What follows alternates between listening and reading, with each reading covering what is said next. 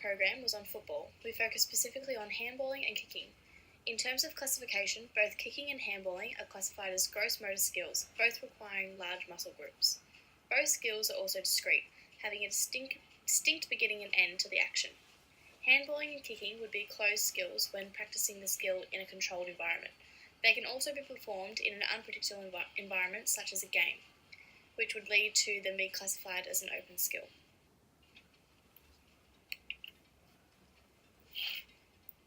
Handballing and kicking are both classified as 1B on Gentile's taxonomy table, as both require object manipulation with the body remaining stationary.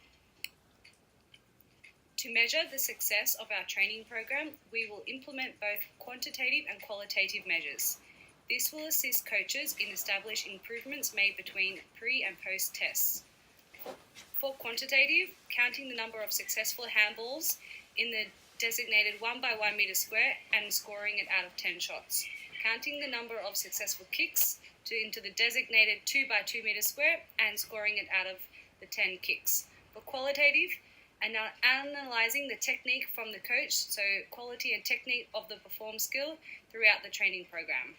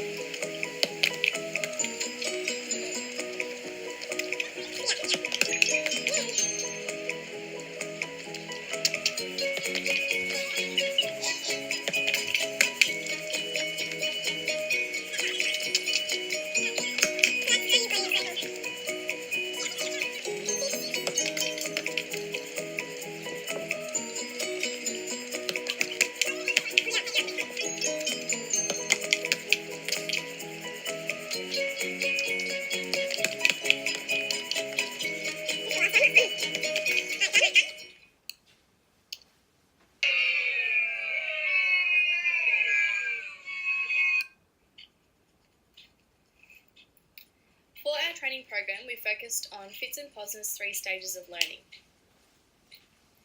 These 3 stages are defined by the behavioural tendencies learners display at various points throughout the learning process.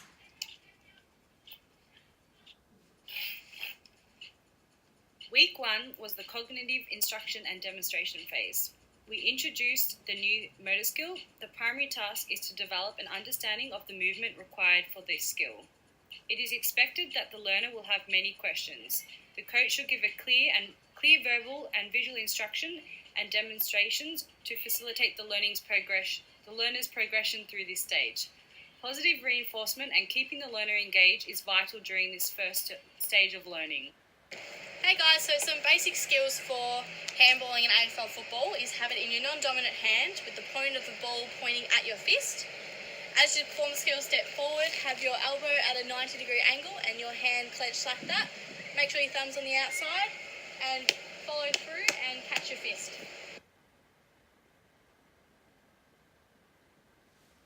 Hey guys, so some tips to kick an AFL football is have your hands evenly spread over the ball, have it pointing straight up and down over your dominant leg. You want to guide it down with your dominant hand as well. And then you want to follow through and point the toe.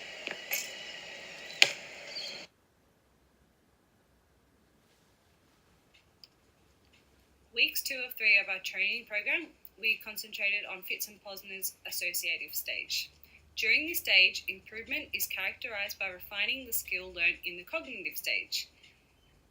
The learner becomes committed to refining one particular movement pattern. For example, the action of the handball and kick should improve. However, the accuracy and outcome of the skill may still be a little off.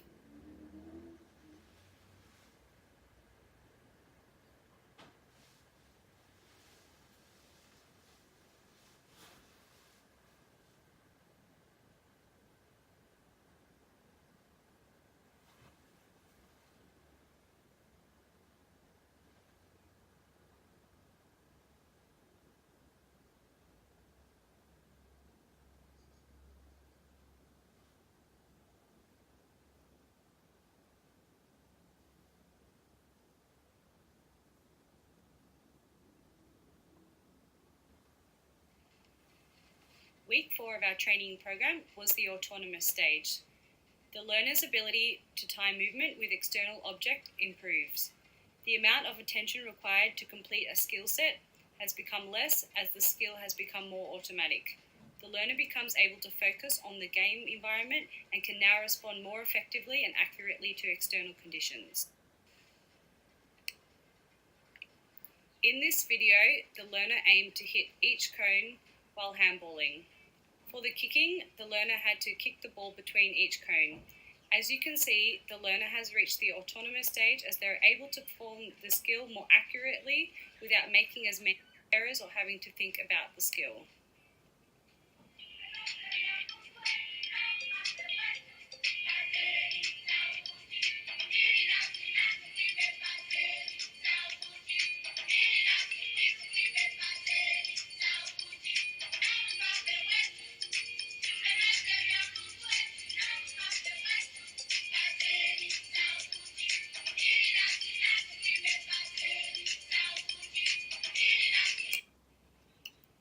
Transfer of learning.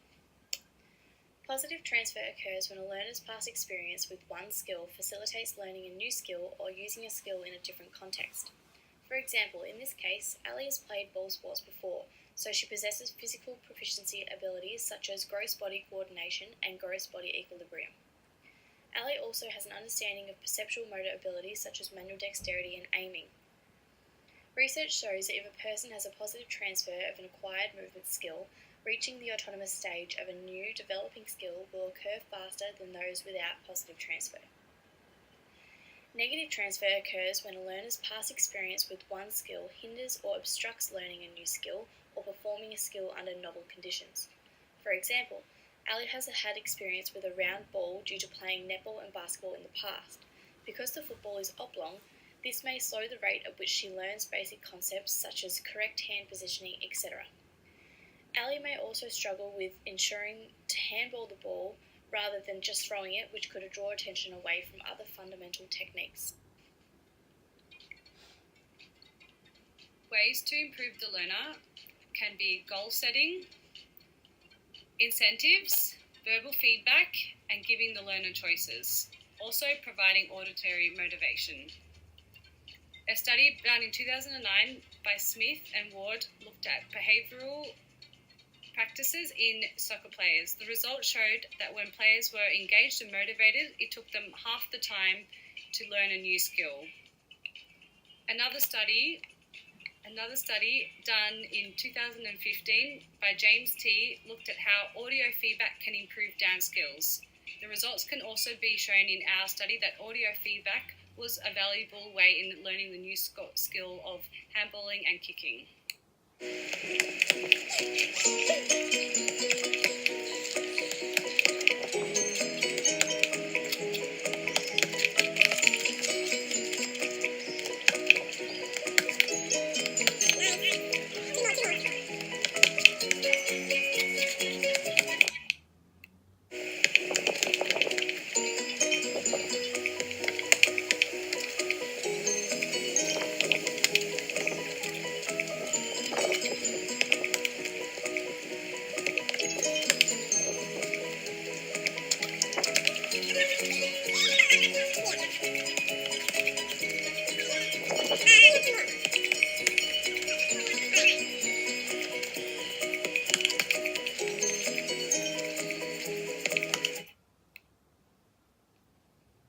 Regulatory conditions when learning a new skill.